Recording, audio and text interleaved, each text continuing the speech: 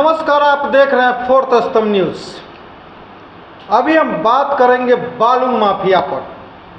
जी हाँ, बालू माफिया पर खबर के साथ बने रहिएगा। खबर आपके लिए बहुत ही जानना जरूरी है।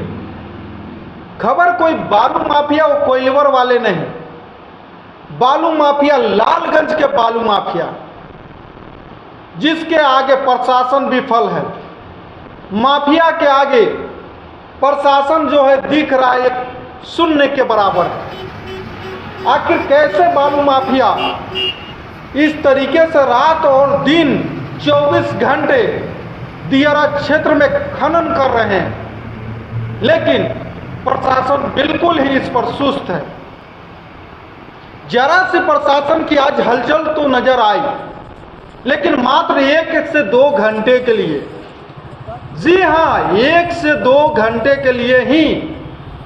वीडियो के साथ बने रहिएगा, दिखाते रहेंगे।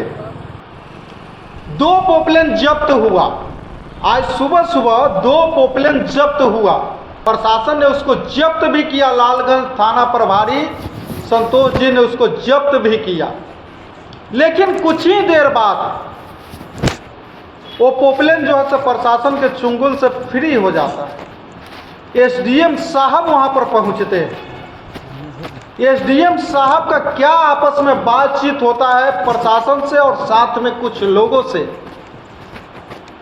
वहां के जनता का वहां से विश्वास टूटता है। खनन के लिए अनेकों लोगों ने इस पर आवेदन तक दिया। माइनिंग इंस्पेक्टर भी पहुंचती है, लेकिन वो भी वहां पर एसडीएम साहब के सामने बिल्कुल बाद में वो सुस्त नजर आती है। फोर्थ स्तंभ ने सुबह सुबह माइनिंग इंस्पेक्टर से बयान तक भी लिया गया था। शायद एसडीएम साहब को बगल के ही जो खनन का गड्ढा है वो नजर नहीं आया कि माइनिंग में 3 फीट से ज्यादा आप खनन नहीं कर सकते हैं। लेकिन वो जहां पर खड़े जो इस वीडियो में आप नजर आ रहे हैं, देखिएगा कि बगल में 15 से 20 फीट गड्ढा है। दियारा क्षेत्र में अनेकों ऐसे कई गड्ढे हो रखे हैं, लेकिन एसडीएम साहब को इस पर ज्यादा विशेष ध्यान नहीं आया। बिल्कुल वो अपने आए काम को वहां से सलटे और वहां से वो निकल चुके। जनता को लगा कि हमारा आवेदन न कोई सुनने वाला है न कोई समझने वाला है। मीडिया आया, मीडिया ने काफ़ी कवरेज किया, मीडिया चला गया, बड़े अधिकारी आया और पोपलेन फिर छूट गया। आखिर अब वो किससे जाएंगे अपने जमीनों की हक की बात करने?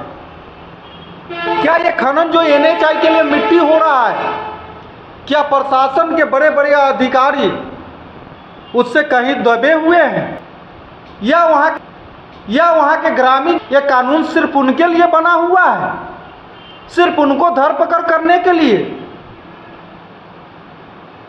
आखिर ये कैसे रात में खनन चल रहा है और प्रशासन को कान तक नहीं आवाज जाता है?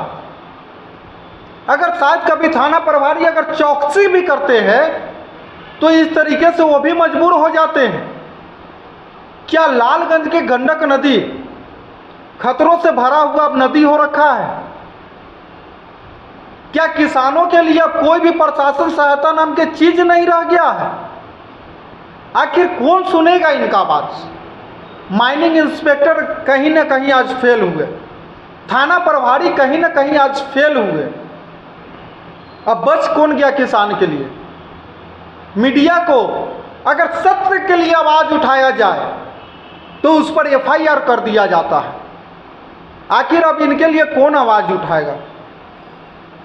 फोर्थ स्तंभ भी मजबूती से आवाज उठा रहा है, लेकिन यह प्रशासन का जो पावर होता है इससे कोई नहीं बचता है।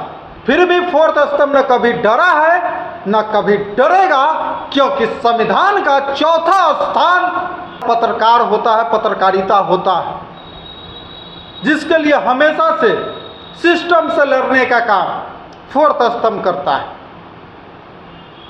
हम चाहेंगे कि इस पर जिला के बड़े अधिकारी डीएम साहब और एसपी साहब इस पर संज्ञान ले, विशेष तरीके की टीम बैठाए और जांच करे आज के भी मुद्दे पर, प्लस में इससे पूर्व के भी मुद्दे पर और भविष्य के लिए भी इस पर सुनिश्चित करें। हमारे वैशाली जिला के जो डीएम है उन पर पूरे निष्ठा के साथ फोर्थ स्तंभ विश्वास करता है, एसपी साहब पर भी करता है, लेकिन आज कुछ मामला कुछ ऐसा रहा जो कि पत्रकार जनता के बीच में भरोसा नहीं रहा। पत्रकार भी इनके काम से एसडीएम साहब के संतुष्ट नहीं हुए, पत्रकार भी आपस में बातचीत किए, किसानों ने ही, वहाँ के कुछ लोगों ने ही इनका वीडियो बनाया, सभी लोगों से, पत्रकारों से बातचीत किए और दिखाने के लिए, साझा करने के लिए हम लोगों तक भी पहुँचे, लेकिन एसडीएम साहब ने इस पर पत्रकारों से, थाना पर इसके लिए कोई भी विशेष बातचीत करना उचित नहीं समझा। तो बने रहिएगा फोर्थ स्तंभ न्यूज के साथ। तब तक के लिए धन्यवाद। जय हिंद, जय भारत।